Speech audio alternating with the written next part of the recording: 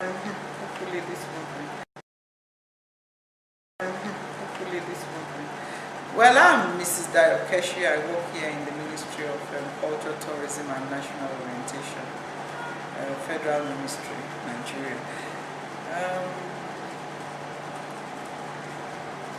I've been a cultural administrator for about 30 years in Nigeria, and during that time, I've worked mainly in promoting Nigeria's culture outside through the Bilateral Relations Division. And we have cordial relations with quite a number of countries.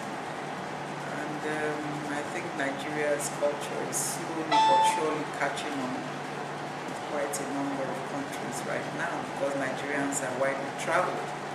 And as they go along with their culture, the language, the food, the clothing, the dress, sense, and everything. Okay. So, what was your big year, a pivotal time in your life that you can share with us? Well, as a person, I would say it's when I got married. That's when I changed from, who I was to who I am, as it were, in terms of my name and in terms of commencing a new life. And in our culture, as you well know, it's marriage is supposed to be for life. Whether that is true or not, now is another question to be debated upon. But when I actually tied the knot of marriage, it's the biggest time in my life. Professionally, I would say it's being able to work successfully in connecting Nigeria's culture with other cultures in the world. Being able to, project our culture out there, making it have a sizable platform, making our culture more exposed to better understanding, as it were, and above all, making Nigeria culture a kind of soft key into a number of countries in the world. Okay, thank you.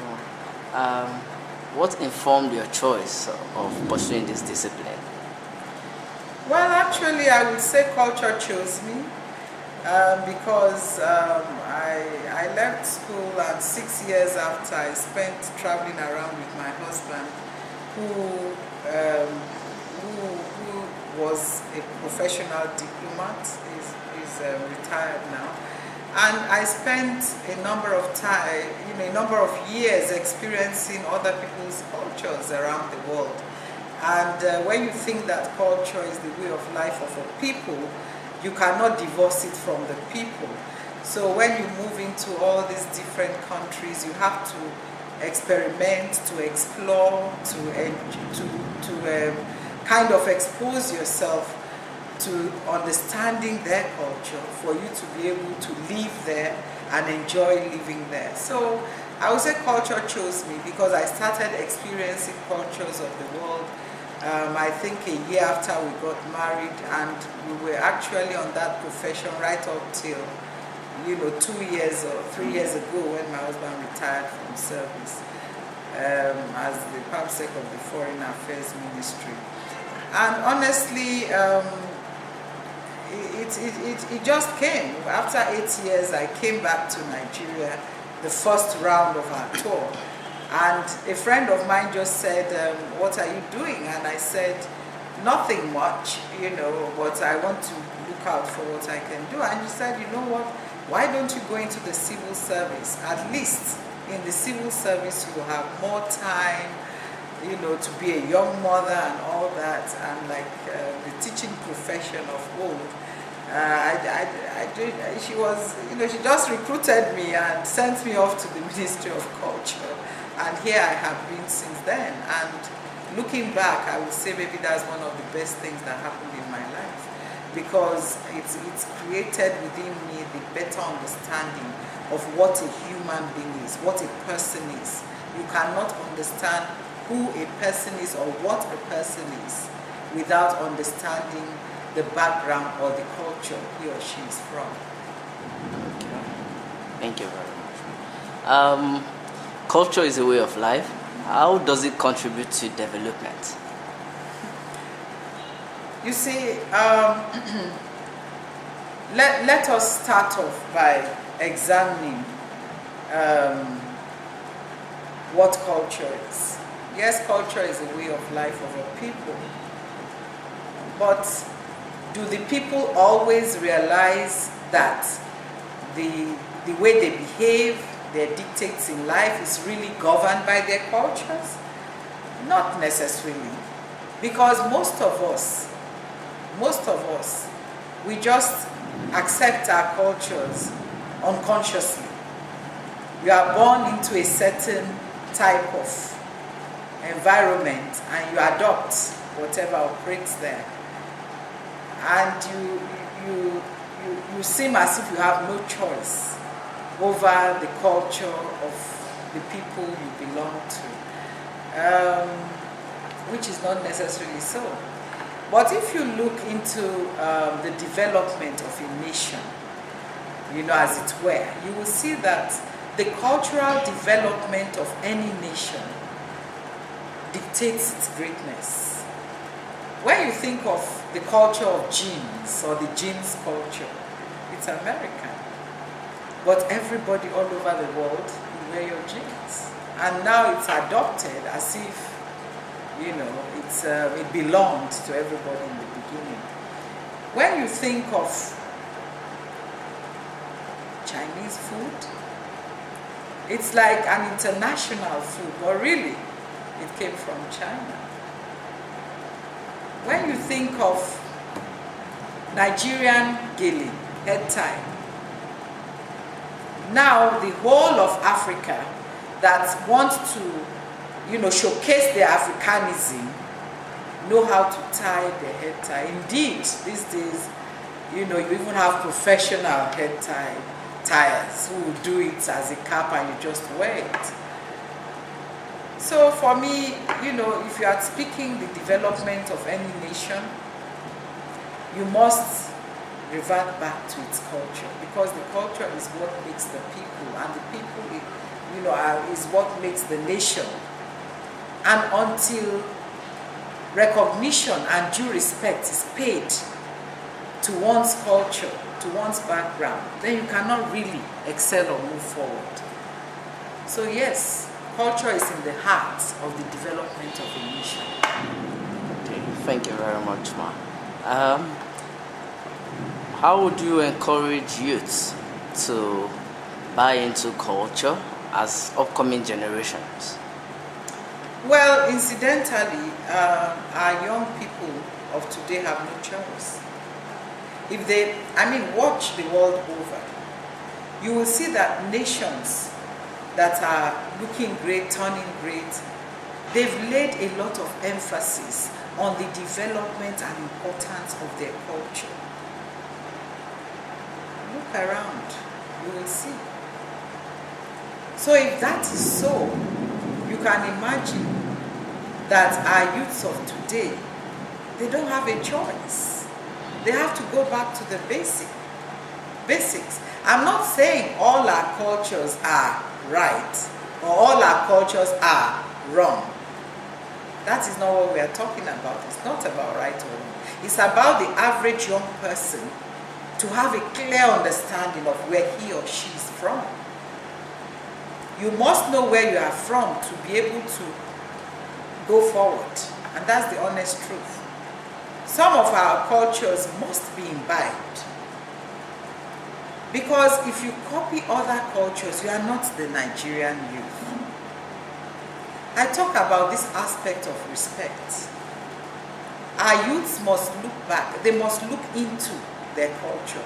And we as parents and even grandparents must encourage our youths, for example, to hang on to this deep-rooted respect we have for elders, for authority, for whatever we do. For the average Nigerian youth must connect back to their source of what makes them the great Nigerian youth. That is their culture. Therein lies the answer. Okay. Can you share about AfriGrowth, one of the platforms you're using to mentor youths? Yes, AfriGrowth Foundation was actually founded while I was in the United States with my husband. He was Consul General in Atlanta. And honestly, it was mainly out of, trying to work with other non-governmental organizations that, involve themselves in transporting books. In fact, they are not non-governmental organizations who are designated to burn excess books. So I approached them and I said, these books will be useful in my country. Can I arrange to ship them out there? And we actually shipped then over 100,000 books to different libraries in Nigeria. There was also MedShare that would take excess medical supplies, put it in storage. Nothing wrong with them. I also approached them and I shipped some of those to Nigeria as well. But in actuality, AfriGrowth Foundation coming to Nigeria, we realized that quite a number of young people had lost focus, and most importantly, they were also despondent. It was, nobody cares about us. The older generation is doing what they are doing. It's not like today. This was in 2004. So, we just came together and said, what would be the best way to bridge the generational gap, which was very obvious then, at the same time empower young people to become and achieve what they should be.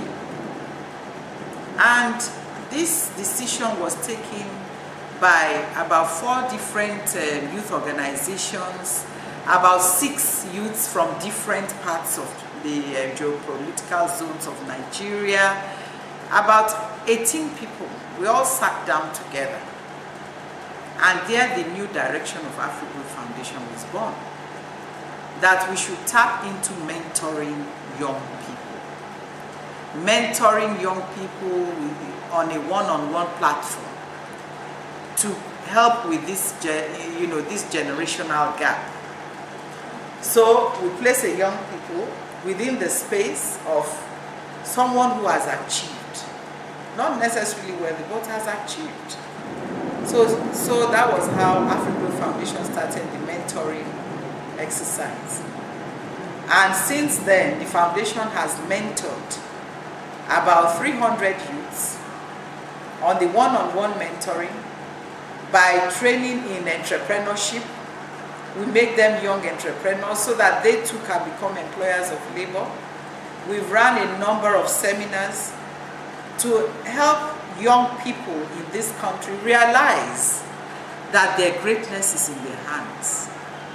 They shouldn't think that somebody there will hand it over. No. They should take the initiative, as you are taking, to do their research and see where the opportunities are, and they should tap on those opportunities. Because no one gives you anything easily for free, especially authority. So if you want to take over, as it were, you have to empower yourself. You have to become educationally, well-educated, educationally correct, as it were. You are not out there looking for jobs that don't exist. Instead, you empower yourself to be able to run a business or to be able to zero in on certain areas by doing additional courses or learning to increase your expertise. So all those are the things that AfriGrowth Foundation focuses on. How do you empower the young people of Nigeria to become not liabilities, rather to become more employable? Because most young people, even as graduates, are not employable. So the curriculum has to be geared towards young people being able to stand on their own, fend for themselves, rather than hoping, as it were, to take over at some point. So they should equip themselves, and that is what AfriGrowth Foundation Foundation does. They help young people achieve all this. All right, thank you very much. Any final word for the World Merit Youth? Oh, sure. I think this type of exercise is part of what we are talking about. I mean, get young people out there to speak to their people, to speak on certain topics, to research. And what's happening? That's a learning process right there for that young person. By the time he or she speaks to 4 or 5 people, you have gained new knowledge. And the honest truth is that whether we like it or not, as older people, we have to quit the stage. But all the hard work, who are we handing over to? We must hand over to a generation that is prepared. My final word to young people, all over the world, is that do not remain where you are. Always try to climb up the next ladder. You set your pace and keep bettering your pace. Don't wait for anyone to push you. Rather, push yourself. Keep gaining knowledge, for knowledge is never wasted. Whatever you do not give up. For when you give up, you've lost the battle. For indeed, life is a battle. It's a battle of continuous achievements. So keep raising the bar. Keep climbing the platform. From merit, move to perfection platform, or whatever next platform is out there. Keep searching, keep growing, but above all,